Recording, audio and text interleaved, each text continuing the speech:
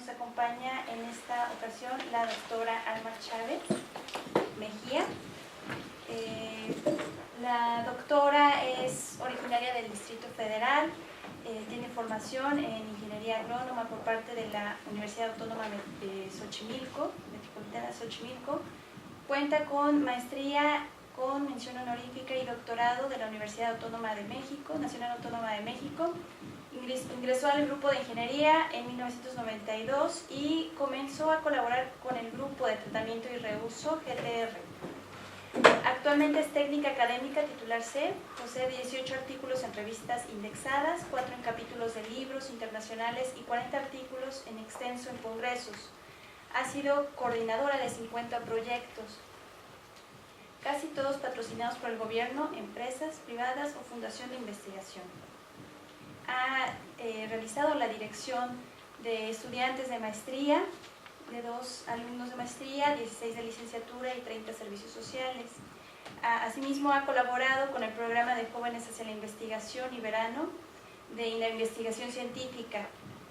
Igualmente, la doctora ha sido evaluadora de proyectos por parte del CONACYT, jurado del Premio al Mérito Ecológico 2007 y evaluadora de diversos artículos publicados en congresos nacionales. Es miembro del Sistema Nacional de Investigadores como investigador nacional nivel 1 y en el PRI de UNAM nivel D. En 2005 recibió el Presidential Award for Outstanding Poster Presentation en el Congreso Particle Separation 2005 International Water Association en Seúl, Corea. Le damos un fuerte aplauso a la doctora Alma Chávez, que nos presenta normatividad en materia de agua potable, inyección al acuífero y agua residual. Gracias, doctora. Bueno, muchísimas gracias por la invitación. Encantada de estar aquí y de verdad cualquier duda, cualquier cosa, pues con gusto podría decirte las cosas. Voy a intentar dar parte de lo que es la normatividad aquí en México. Quise como que abarcar estos temas porque realmente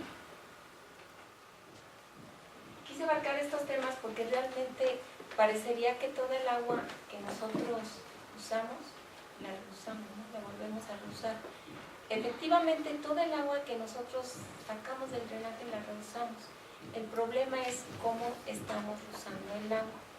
Prácticamente tenemos el 46% del agua que se genera solamente se trata y el resto se reusa, pero es un reuso que le llamamos no seguro, aun cuando ya tengamos prácticamente las normas para reusar de manera segura. Dentro del área de normatividad contamos con 7 normas, se las separé en este ámbito. Las primeras 3 normas no son las más importantes, todas son importantes, pero depende de qué uso le vas a dar. Estas primeras 3 normas se refieren principalmente a la calidad que debe de tener el agua para beber. La primera de ellas es, bueno, la que les llega o la que nos llega a nuestra casa, cómo debe de tener, cuáles son los indicadores de calidad que nos dicen esta agua sí se puede beber o no se puede beber, o si yo en casa tengo un pozo y uso el agua para tomar, debo de contar con ciertos parámetros que me van a indicar que si mi agua es o no bebible. Luego tenemos una segunda norma, que es la NOM 014, esta es de las normas más recientes, y lo que se estableció en la Conagua es decir, ok, pero también podemos inyectar, los acuíferos se están agotando, tenemos alrededor de 104 acuíferos que están prácticamente agotados, y entonces lo que se pretende con esta NOM 014 es recargar el agua del acuífero, pero recargar de una manera segura, es decir, tengo mi agua residual, trato mi agua y luego la inyecto al acuífero. Más adelante les voy a decir cuáles son los sistemas que se tienen para inyectar al acuífero, únicamente que la condicionante es, si tú vas a inyectar agua al acuífero, tendría que ser de la misma calidad que tiene el acuífero o con la calidad de agua potable. no puedes inyectar agua sin esa calidad, ¿no? Porque en principio puedes tú contaminar el acuífero y la otra es que el acuífero nosotros tomamos el agua. Entonces tenemos la NOM 014 que se refiere a la calidad que deben de cumplir ya sean los procesos o el sistema que tú vayas a tener para recargar el acuífero. Si el agua viene de un proceso de tratamiento, ya no es un agua normal, ¿no? Le podemos llamar agua normal. Normalmente le llamamos un agua renovada. Y luego viene el aprovechamiento del agua de lluvia o de una fuente superficial y tenemos la NOM 015 que nos establece cuáles son los criterios que debemos de seguir para inyectar agua procedente de lluvia o procedente de una fuente superficial.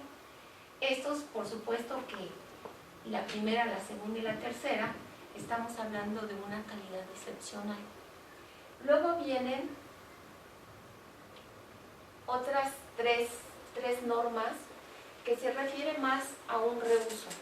Yo trato el agua y luego la voy a reusar. ¿Para qué la voy a reusar? La puedo usar inclusive para los sistemas del baño, los puedo usar para lavar mi carro, los puedo usar para sistemas para regar mis plantas, ¿no? Para ese tipo de reuso tenemos ciertas normatividades. ¿De qué va a depender? O sea, va a depender, uno, de dónde vas a descargar esa agua y de qué tipo de reuso le vas a dar. Estas normas están emitidas por la Semarnat en el diario oficial de la Federación. La primera norma, que es la NOM 001, se refiere a que, ok, yo tengo mi agua y la conduzco y la descargo hacia un bien nacional. Ahorita les explico a qué le llaman bien nacional. La NOM 002 se refiere a que, ok, yo no la quiero descargar o no la estoy descargando hacia un bien nacional, la estoy descargando a un tubo. Tengo que cumplir ciertos requerimientos y entonces aplico los estándares que me establece la NOM 002, que se refiere a poner el agua en un sistema de alcantarillado.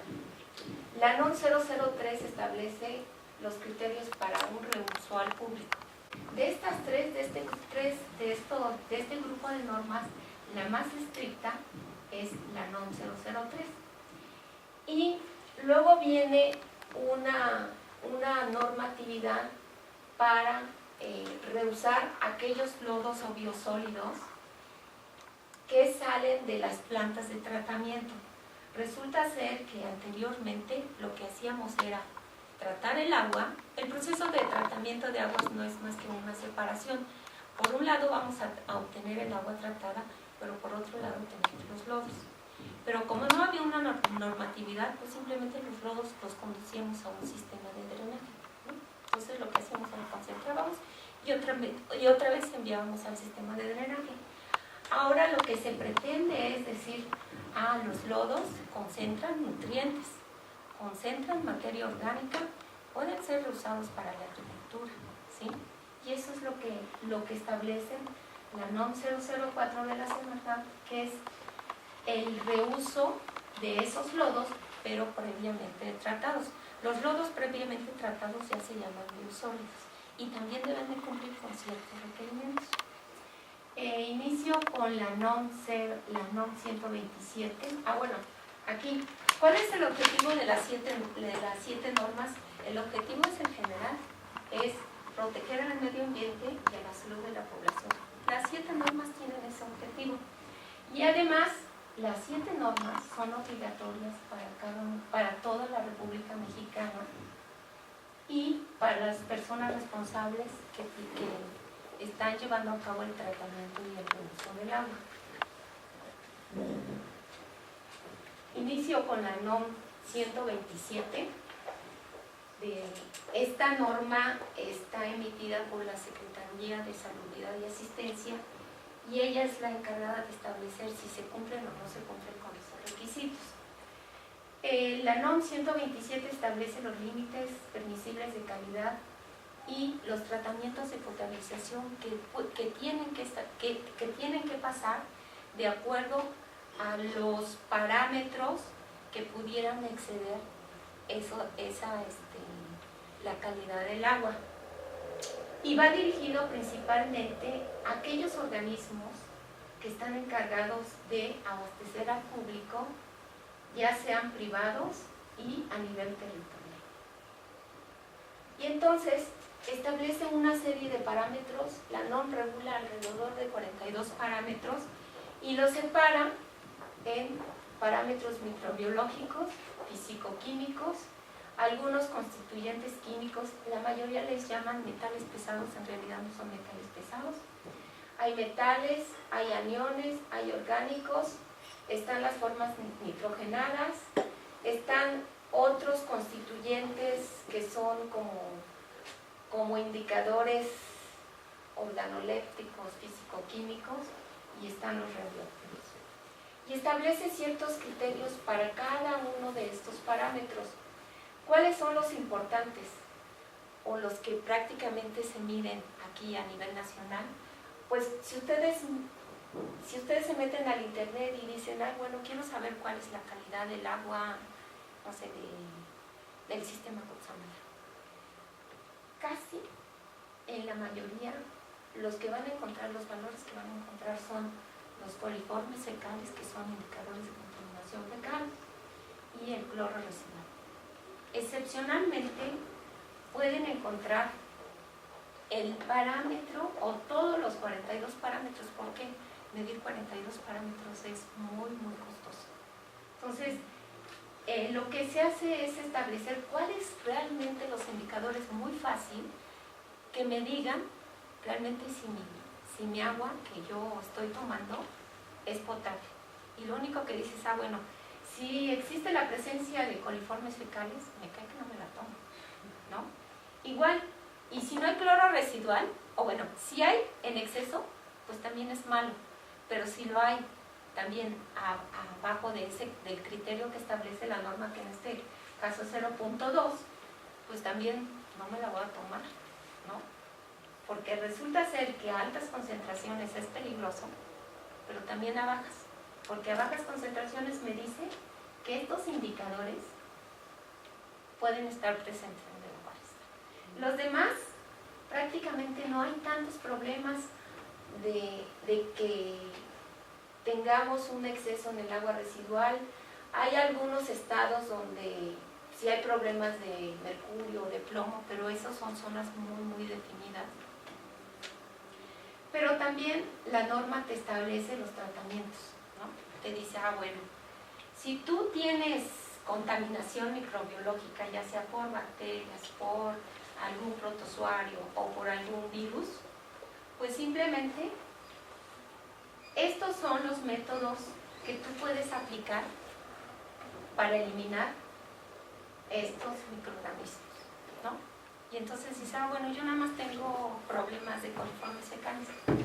Pues hago un estudio y evalúo cuál de estos 4 o 5 procesos que tengo de desinfección me es más económico y me es más eficiente. ¿De qué depende?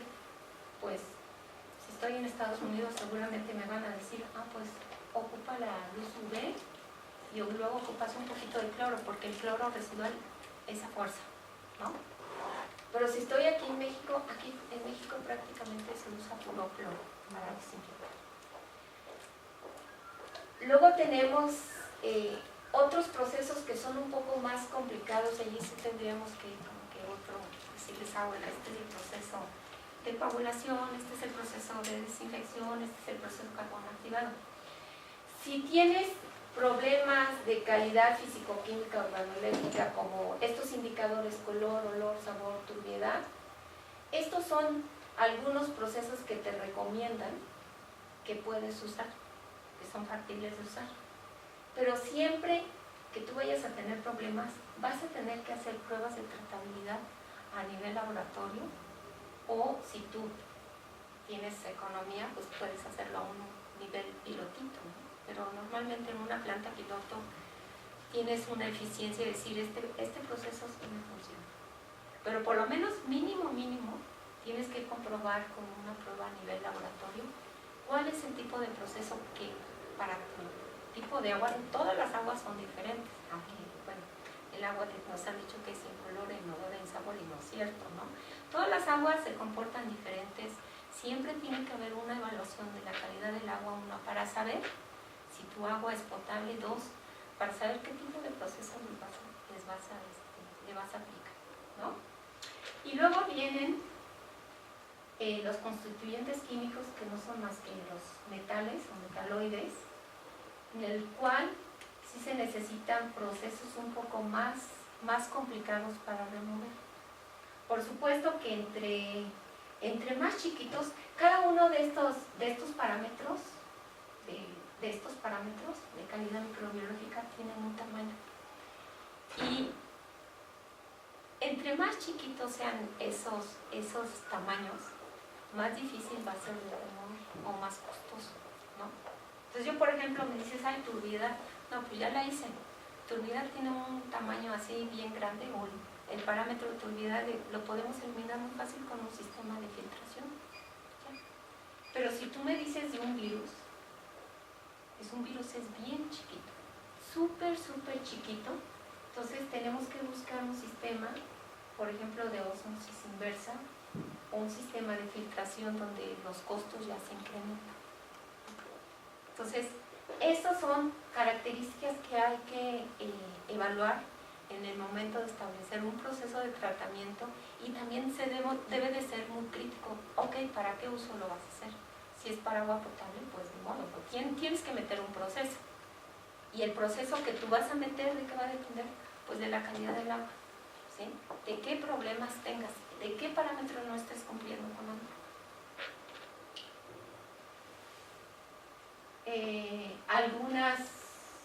Algunas observaciones es que la vigilancia la hace la Secretaría de Salubridad y Asistencia, pero también debe estar en coordinación con las entidades federativas y la CONAGUA. Estos tres órdenes de gobierno, estos tres entidades, siempre tienen que estar de acuerdo y tomar mucha alerta en lo que es la calidad, sobre todo la que es agua potable, ¿no? Seguimos con la NOM 014. La NOM 014, ya les había comentado, es de recarga artificial de acuíferos con agua residual tratada, que le llamamos agua renovada. Muchos le llaman reclaim water, pero normalmente el término sí es agua renovada. Y en esta norma establecen los requisitos que debemos de cumplir para la calidad, la operación y el monitoreo en los sistemas de recarga. Aquí ven, estas fotos las tomé. Este es un sistema de recarga.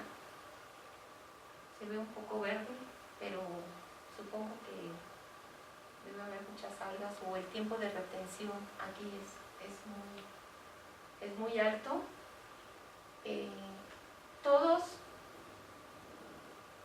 Tenemos diferentes procesos de recarga. Los más conocidos es la superficial, la subsuperficial y el subterráneo. En la parte de recarga, pues aquí tenemos los sistemas, y aprovechamos el suelo como un sistema de filtración natural. En el momento que el agua va fluyendo en el suelo, teóricamente hay un tratamiento de depuración natural, y entonces luego el agua entra hacia los acuíferos. La parte subsuperficial es que podemos nosotros recargar por una parte no tan profunda, y cuando hablamos de una recarga subterránea es que le vamos a obligar el acuífero. Entonces, si queremos nosotros recargar el acuífero, por supuesto que el agua tiene que ser de mejor calidad a cuando recargamos de manera superficial, porque aquí debe haber un tiempo de retención más alto, ¿no? En cualquiera de estos tres, de todos modos, debemos de cumplir con ciertos parámetros que establece la norma de calidad, ¿no? Estos son los parámetros. Depende del tipo de recarga, si quieres superficial o si quieres de manera directa. De manera superficial o de manera directa, de manera subsuperficial, tenemos que remover microorganismos o ciertos indicadores, que son los de la NOM 127. Tenemos que remover los contaminantes regulados por la NOM 127 de agua potable, pero adicionalmente tenemos que remover estos dos parámetros que le llamamos demanda biológica de oxígeno y el carbono orgánico total.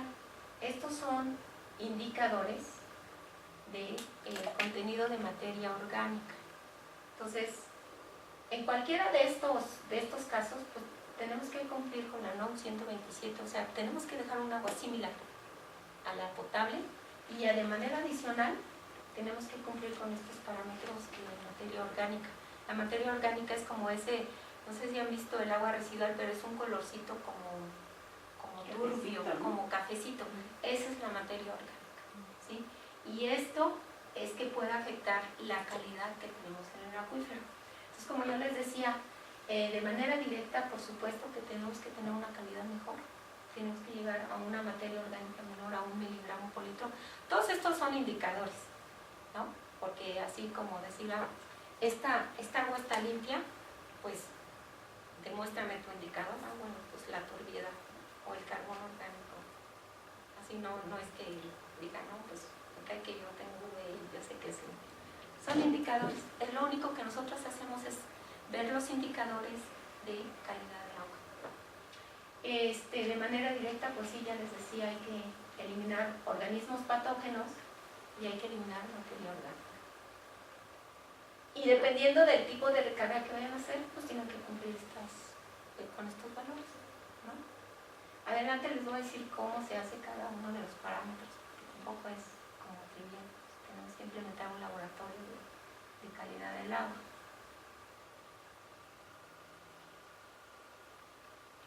Bueno, y además te establece la distancia mínima que debes de tener entre tu sistema de recarga y la distancia en la cual tú vas a extraer el agua, ¿no? Entonces, no puedes, por ejemplo, si tú recargas aquí, no puedes extraer tu agua para tomártela, sino tienes que esperar, sí, a 150 metros tú puedes ya extraer el agua. Pero además, tienes que asegurar que el agua que tú recargaste debe de permanecer en el acuífero por lo menos 6 meses.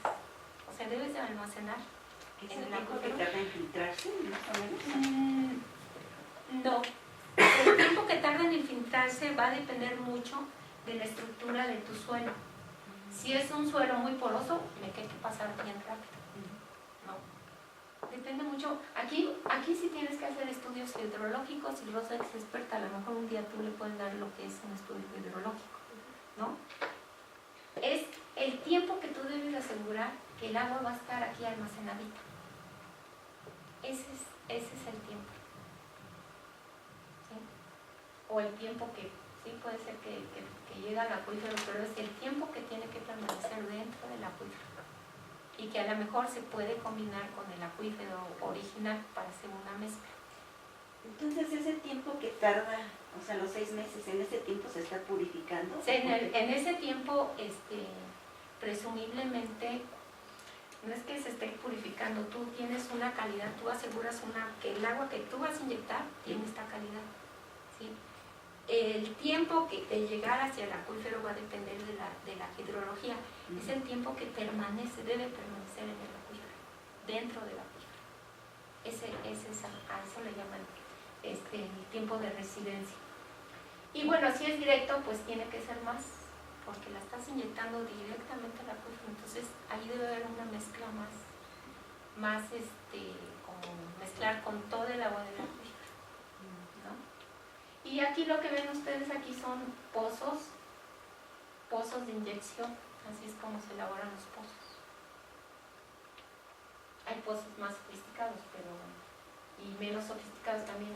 Por ejemplo, es un pozo, ¿no?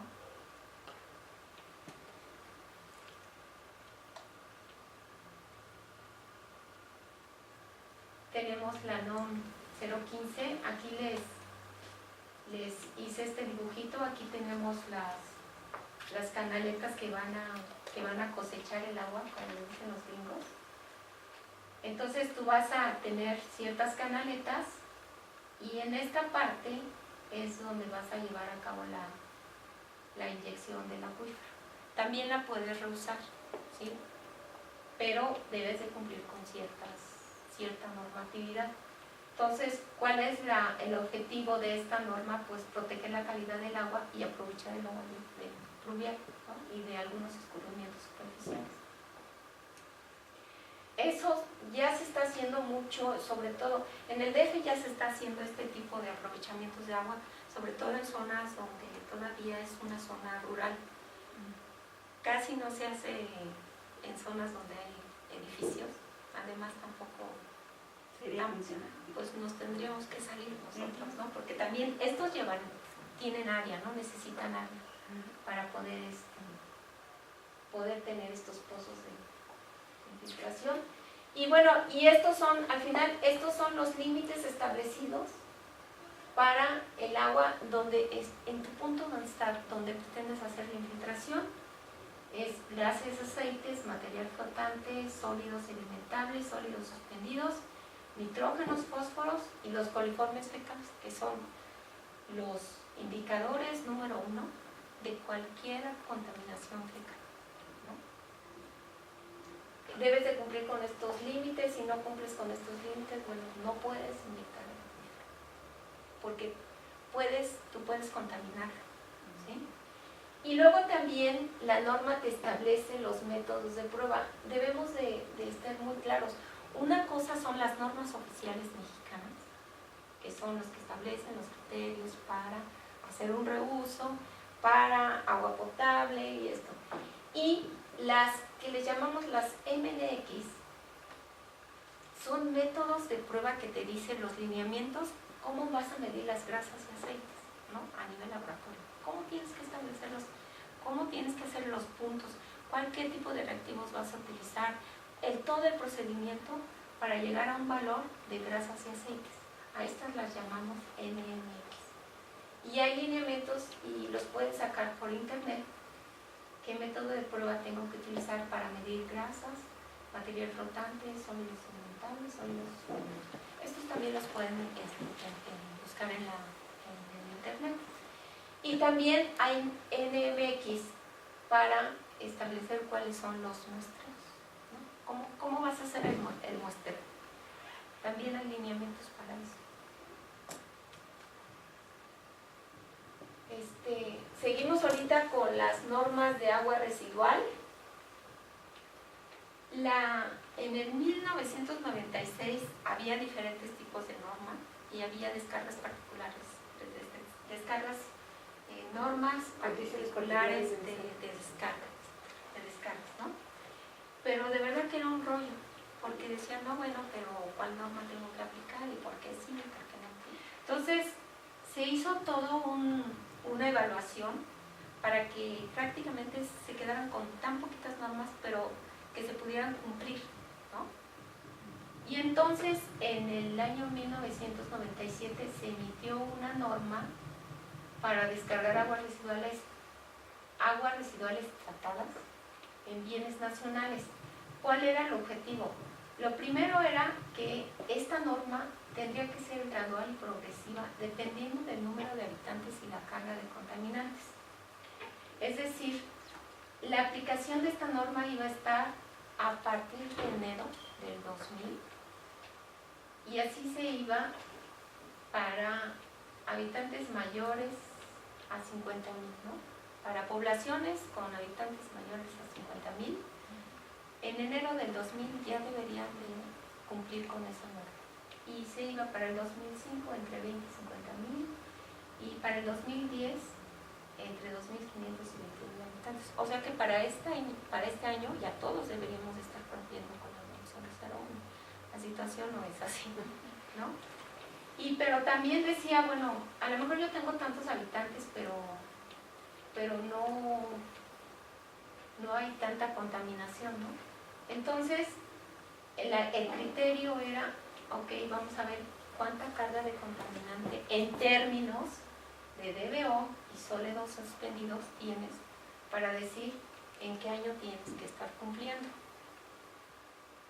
Y bueno, aquí lo que sucedió es que no se podía cumplir, de verdad no se podía cumplir porque simplemente era carísimo aplicar esta norma y sigue siendo cara. El Distrito Federal todavía no tiene plantas. Están en construcción la planta más grande, que es la de Totonilco, que teóricamente va a entrar en funcionamiento en el 2014, ¿no? Entonces es algo que también pueden ustedes explorar y ir al planta. Bueno, la NOM 001 te dice, ok, descargar en bienes, ¿no? Bueno, ¿qué es un bien? Los bienes nacionales es un bien cuya administración está a cargo de la CONAGUA en términos del artículo 113 de la Ley de Aguas Nacionales. Y establece los criterios para descargar a ríos, para embalses naturales o aguas costeras. Ahí les dejé el término de cada uno de los bienes. En realidad son vasos naturales o artificiales, ¿no? Y de acuerdo al tipo de cuerpo receptor, establecen ciertos lineamientos o ciertas concentraciones de cada uno de los parámetros que uno debe de cumplir. Por ejemplo, si tú eres Puebla, ¿no? y tu agua se conecta a un río, ese río se va a utilizar o se usa para riego residual porque estamos hablando de un reuso, ¿sí? Este río donde tú descargas, ¿para qué tipo de cosa lo vas a usar? Ah, pues es que este río yo lo utilizo para riego agrícola. Ah, bueno, entonces te vas al formato A y ves cuáles son los criterios que debes de cumplir. Pero dices, ah, no, es que yo quiero utilizarlo para la vida acuática.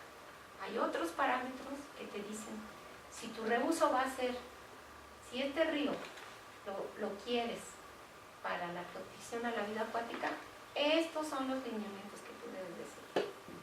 Y si tu río lo utilices para uso público, estos son los criterios que debes de seguir. Ahorita les voy a dar un ejemplo. Igual hay criterios para embalses naturales y artificiales, dependiendo del reuso que le estés dando, si es para riego agrícola o para uso público. Y hay criterios para el bien de aguas costeras, igual, nuevamente, dependiendo del tipo de reuso. Como les decía, estas normas están más aplicadas para un tipo de reuso, ¿no? Prácticamente cada uno de los reusos, estos son los criterios que utiliza. Los básicos es el pH, los coliformes fecales de 1000 a 2000, dependiendo de las muestras. Tú tienes que tomar muestras diarias y luego tienes que hacer un promedio mensual. Y luego meten el término de huevos del mintos. Bueno, ¿para qué huevos del minto? Pues resulta ser que la población 33% de la población tiene limpiasis. Y son estos de las lombricitas, ¿no? Y entonces los helmintos descargan dentro de los mismos heces fecales que nosotros descargamos en el agua. Lo que descargan ellos son los huevecillos. Eso es lo que nosotros medimos en el laboratorio. Pero esos huevecillos, a nivel salud pública, basta consumir un huevo para que a nosotros nos dé el limpiasis. Por lo tanto, si nosotros queremos pensar en un agua para reuso y el agua de reuso tiene el mintos, pues entonces todos vamos a estar enfermos, ¿no? Porque todos estamos consumiendo vegetales, cilantro, lechuga, ¿no? Entonces, se tomó de criterio para el tipo de bien que tú lo vas a utilizar. Un huevo de minto para riego no restringido, en realidad lo que restringes es el tipo de cultivo que tú vas a utilizar, que tú vas a regar, ¿no? Riego no restringido es aquel en donde tú utilizas o riegas productos que consumes de manera directa, ¿no? Que consumes crudos. Y en el caso de otros cultivos, por ejemplo el trigo, la alfalfa, la cebada o aquellos que tú hierbas, puede contener, el agua que tú utilices puede contener 5 huevos de milto por litro. Esto que están viendo aquí es un intestino infectado del mitos. Y también, bueno, establece, por ejemplo, ya les decía que depende, este es el cuerpo receptor, este es para río, pero este río lo voy a utilizar para riego agrícola. Entonces tiene estos parámetros: temperatura, grasas, material flotante, sólidos sedimentables, sólidos pendidos de BO, nitrógeno y fósforo total. Aquí se fijan, esta parte no aplica. ¿Por qué no aplica? Porque resulta ser que esto que es la materia orgánica, los suelos agrícolas la utilizan como mejoradores de suelo, ¿no? Entonces no necesitas eliminar esto si tú vas a utilizar el agua en el suelo. Pero si tú quieres para humedales, pues aquí sí es más crítico, ¿no? Porque en humedales siempre tienes vida acuática. También establece los metales. En México no hay problemas de metales pesados, ¿no? Más que en ciertas zonas específicas. De cualquier forma establece criterios para metales, ya sea en su promedio mensual o en su promedio diario. Y aquí lo que les quiero comentar es que es muy diferente cuando se trate de suelo y cuando se trate de una humedad. Por eso todo depende de qué tipo de reuso vas a aplicar para ver qué tipo de norma voy a tener que cumplir.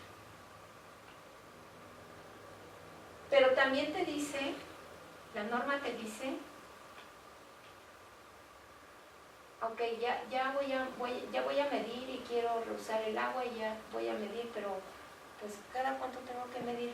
Pues te dice, ok, si tú, depende mucho de el tiempo que estás usando o la planta. Por ejemplo, si tú tienes una planta de tratamiento y la estás operando las 24 horas del día, pues tú tienes que tomar 6 muestras puntuales. Y además te establecen los intervalos en los cuales tienes que tomar la muestra, ¿sí? Todo eso lo encuentras en la norma. Te establece los criterios que hay que seguir. Nada más hay que seguir y hay que seguirlos y hay que saber cuál norma utilizar. Y la norma a utilizar va a depender del reuso que uno le quiera dar. La observancia, bueno, estas normas es a través de la Semarnat, es la responsable por conducto de la Conagua, y además en estas normas se establecen las técnicas de huevo cimiento, que en el momento era una innovación para México, ¿no? Nosotros desarrollamos las técnicas de huevo cimientos.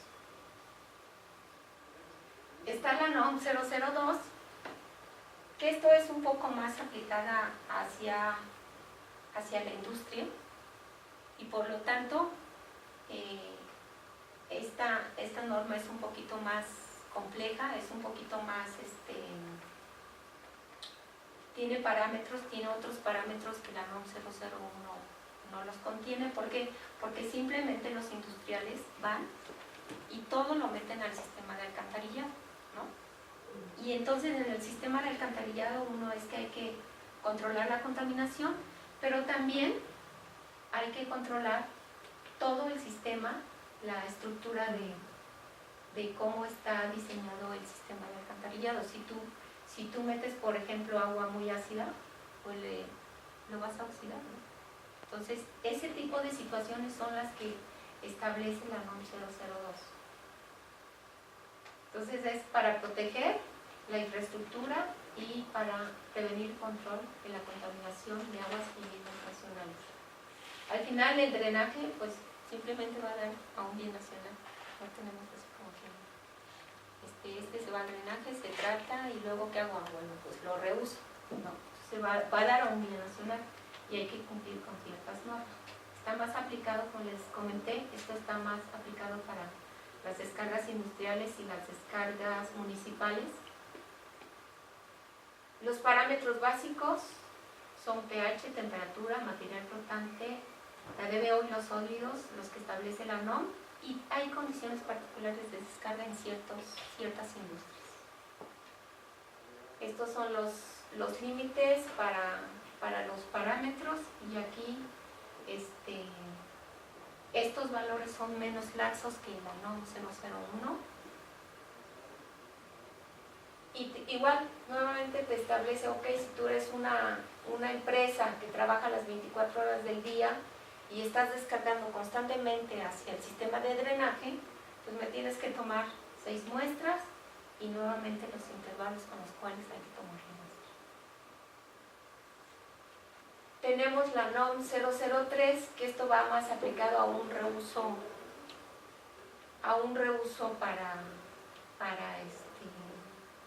para el riego. Aquí prácticamente, por ejemplo, el Distrito Federal, casi todo el agua que se usa en los jardines públicos viene de la planta del Cerro de la Estrella, y es agua, no se puede, es agua de reciclaje, sí. No se puede beber, es decir, no se puede beber porque simplemente no cumple con los requisitos de agua potable, ¿no? Se utiliza también mucho, la industria también utiliza agua reciclada. Y bueno, aquí tenemos otros parámetros. ¿De qué va a depender? Bueno, si el agua la utilizas para contacto directo, por supuesto que va a ser más estricta que si la utilizas para así como, a lo mejor, no se me ocurre algo, pero por ejemplo para el lavado de autos, ¿no? Teóricamente no tienes contacto más que los trabajadores, ellos deben de tener medidas de protección para ese uso. Entonces los coliformes fecales van de 240, y en el caso de tener un contacto directo y un contacto indirecto va de 1000. Establece también criterios para huevos del mito, grasas, aceites y DBO y sólidos suspendidos totales. También establece los parámetros de metales, mercurio, y también te dice qué norma hay que utilizar para la determinación de cada uno de estos parámetros. Luego viene la NOM 004, que como les decía la NOM 004 está pensada para hacerle un reuso de los lodos que provienen de las plantas de tratamiento, pero también de los desasolves del sistema de alcantarillado, ¿no? Y de las plantas potabilizadoras. Tenemos ahí las figuras de los lodos, y luego tenemos el concepto de biosólidos, que es un lodo que ha sido sometido a un proceso de estabilización y que por su contenido de materia orgánica, nutrientes, adquiere características que pueden ser reusables, ¿no? Estos lodos siempre tienen que ir hacia una disposición final. ¿De qué va a depender? Va a depender de la calidad que tenga el lodo, hacia qué tipo de disposiciones los puedes llevar. Para convertir un lodo hacia un biosólido, se le tiene que dar un tratamiento. Y aquí depende mucho de la economía, depende mucho también de los gustos. Se tienen diferentes procesos de digestión de lodos, pero los más conocidos es la digestión aerobia, la digestión anaerobia y la estabilización alcalina. La digestión anaerobia pues se hace una transformación bioquímica de la materia orgánica hacia CO2 y agua. Esta transformación bioquímica la van a hacer los microorganismos aerobios y siempre tiene que estar en presencia de oxígeno. A diferencia de la digestión anaerobia que se hace en contenedores cerrados para permitir que haya diversos microorganismos que llevan a cabo esta biotransformación, ¿no? Y la estabilización química pues se aplica aquí prácticamente cal en sus diferentes formas, en óxido de calcio o dióxido de calcio. Lo que se hace aquí es que se aplica cal, se sube el pH hasta 12 y se deja a que reaccione cuidando mucho la temperatura. La temperatura es muy importante para poder eliminar los organismos que están presentes en los lodos. De acuerdo a, tenemos como dos divisiones. El tipo de biosólido que tú produces puede ser excelente y bueno, de acuerdo a la normatividad, y puede ser clase A y B. ¿De qué depende? Excelente y bueno va a depender mucho del contenido de metales pesados.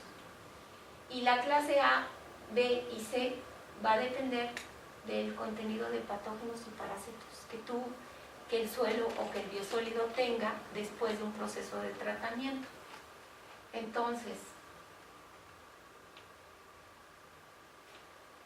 estos son los metales los cuales considera la NOM 004, que es arsénico, cadmio, cromo, cobre, plomo, mercurio, níquel, zinc. Estos son los límites. Para excelentes, por supuesto que va a ser mucho menor que para biosólidos de clase buena. Entonces ahí están las concentraciones a las cuales tienes que dejar. Y luego tenemos, para el criterio de normatividad, los coliformes fecales, la salmonela y los huevos del minto. Para clase A tenemos cierto valor, para clase B es un poquito más alto, y para clase C, pues esto prácticamente son mayores, ¿no? De cada uno de estos tres indicadores. Normalmente los coliformes son muy fáciles de reducir, pero no así los huevos del minto y la salmonela. Y bueno, dependiendo de la clase de biosólidos que tengas, tú vas a poder aprovecharlo en diferentes formas. Por ejemplo, para la clase A, ¿cuál es la clase A? Pues resulta ser que la clase A, dicen, bueno, es la probabilidad que un niño encuentre ese biosólido, agarre con su manita y se la coma. Esa es la clase A, ¿no? Entonces, prácticamente es una clase excepcional. Por lo tanto, lo puedes utilizar para todo tipo de usos. Usos urbanos con contacto público directo durante su aplicación y, bueno, para aquellos los establecidos por la reglas. Esta es una clase excepcional. Y ese es, les digo que clase excepcional es que venga un niño travieso, agarra un biosólido y se lo trae. Esa es la clase A. Y luego viene la clase B, que lo que te limita es que tú no los puedes utilizar, por ejemplo, en un bosque, ¿no? Y la clase C, pues usos forestales, los puedes utilizar como mejoramiento de suelos y también como usos agrícolas, donde no hay un contacto directo con estos biosólidos. Aquí les quise poner algunas de las técnicas que empleamos nosotros para medir cada uno de los parámetros. Estas son los métodos o las técnicas que se usan. También se establecen los métodos de preservación de la muestra y el tiempo en el cual hay que procesar la muestra. Una vez que tú tomas la muestra, tienes cierto tiempo para procesar. Si se te pasó el tiempo, puede ser que tu resultado ya no esté tan confiable. Este es un ejemplo para determinar, por ejemplo, la demanda química de oxígeno. Bueno, primero te dice que tienes que contar con estos tipos con cada uno de estos reactivos, que además de verdad que son un montón. Tienes que contar con. Y casi todos, por desgracia, casi todos son de importación. En México no tenemos laboratorios que hagan los reactivos. Bueno, en primer lugar tienen que ser grado analítico y tienes que ver la lista de reactivos que necesitas para hacer la técnica. Una vez que tienes ya enlistado tus reactivos, dices, bueno, ya tengo los reactivos y ahora ¿qué hago? Bueno, pues entonces las NMX te dicen cómo preparar las soluciones, ¿sí? Por ejemplo, para el dicromato de potasio, pues hay que dejarlo al 0.25 normal. Perdón, no. Y entonces dices, bueno, yo ya pesé esto, ya pesé el otro, ya hice como me dice la norma, pero ¿cómo me aseguro que tengo este 0.25 normal? Pues lo tienes que valorar. ¿Sí? Y aquí, y eso es para cada una de las soluciones, te dice cuál es el procedimiento para hacer cada uno de los reactivos.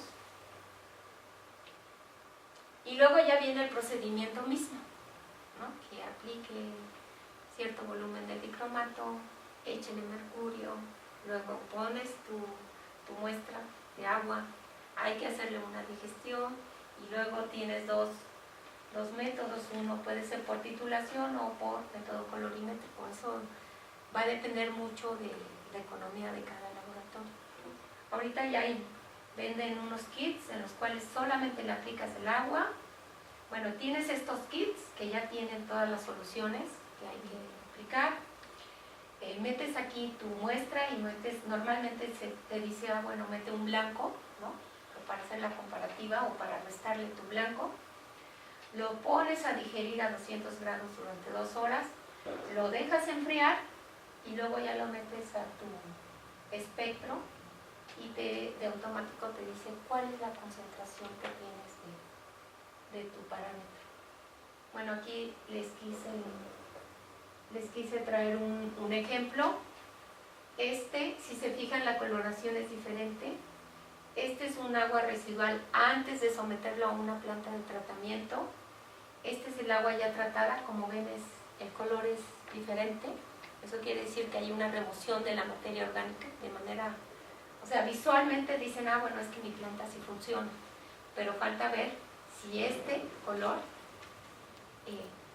llega a los límites que te está estableciendo la norma, ¿no? Igual para el COT y para el nitrógeno molecular. Bueno, aquí habría que hacerle una dilución porque tu coloración no puede ser verde. Y este es el color que quedó en el electrón. Estos son para coliformes fecales o bacterias, ¿no? Para bacterias, aquí tienes tus medios, hay que pesarlos, hay que hacer muchas diluciones, hay que también esterilizar, preparar soluciones, preparar los medios. Aquí la chiquita ya está poniendo su agua, su muestra.